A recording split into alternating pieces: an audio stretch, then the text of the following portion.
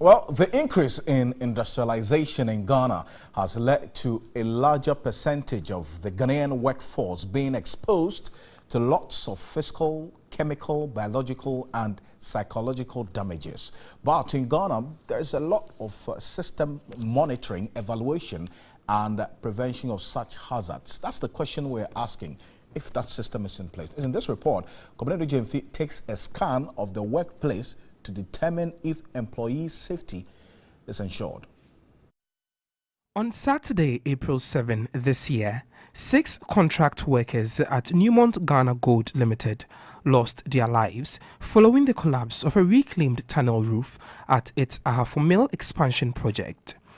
In November 2012, 9 people lost their lives through the collapse of a Melcom department store in Accra.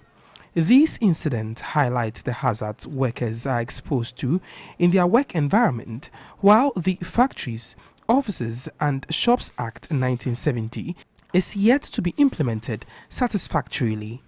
Employees in Ghana are required by the Labour Act 2003, Act 651, to ensure that their employees are not exposed to conditions that will lead to work-related injuries and illness. In the same vein, employees are also expected to deliver their responsibilities, bearing in mind their duty of care. But are Ghanaian employers and employees aware of their safety regulations and responsibilities?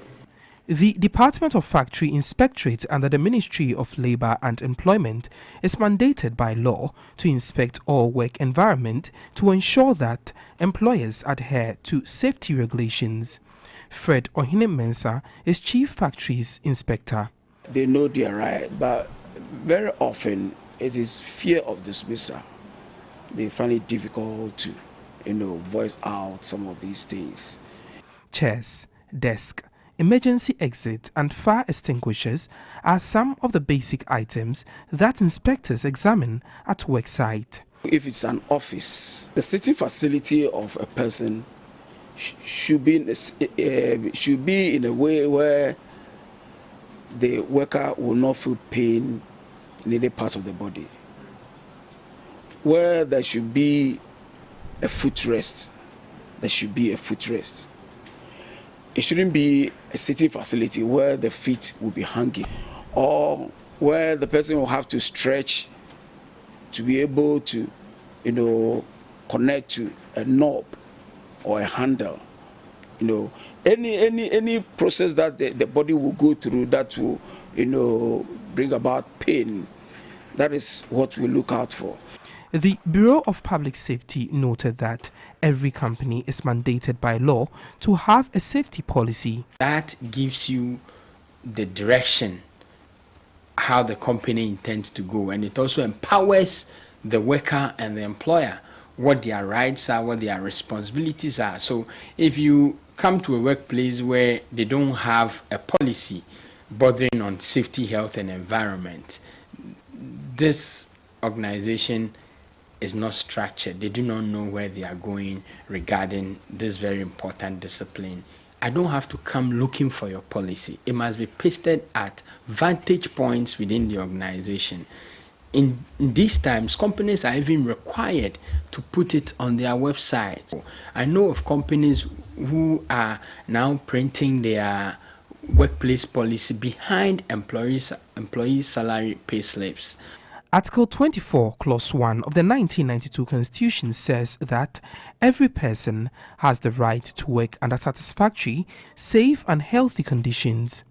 Of course you can sue, but you need to be prudent. If you are suing, are you suing such that you leave the work?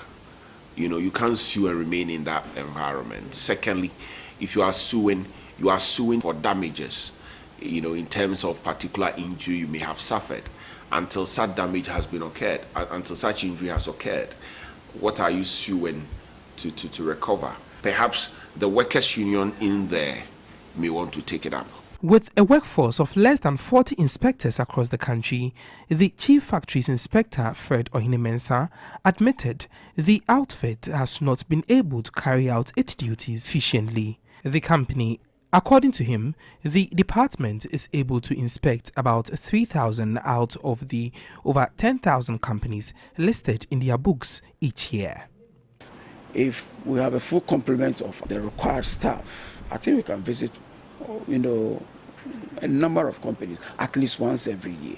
Ghana is yet to pass a national operational health and safety law.